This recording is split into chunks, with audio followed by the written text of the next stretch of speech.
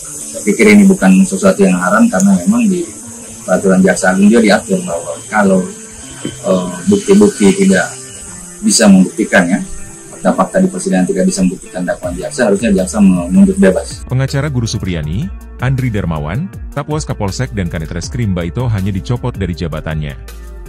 Andri meminta Kapolri Listio Sigit Prabowo bertindak cepat dan tegas terhadap dua oknum polisi tersebut. Sebab, kedua polisi itu diduga telah meminta uang damai dan melakukan kriminalisasi terhadap Supriyani. Karena itu, Andri menganggap sanksi pencopotan tidak cukup untuk menghukum Kapolsek dan Kanit Reskrim Baito. Andri mengeklaim, ada sejumlah saksi dan bukti yang cukup untuk membuktikan pelanggaran etik dua oknum polisi tersebut.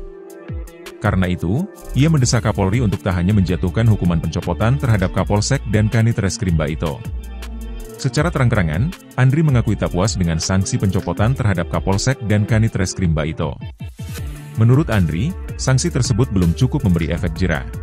Yang bisa membuktikan bahwa Ibu Supriyani itu telah melakukan pemukulan, sehingga kami berharap jaksa bisa menuntut bebas ya Ibu Supriyani. Saya pikir ini bukan sesuatu yang haram karena memang di peraturan Jaksa Agung juga diatur bahwa kalau bukti-bukti tidak bisa membuktikan ya, fakta-fakta di persidangan tidak bisa membuktikan dakwaan jaksa, harusnya jaksa menuntut bebas. Oh iya, oke.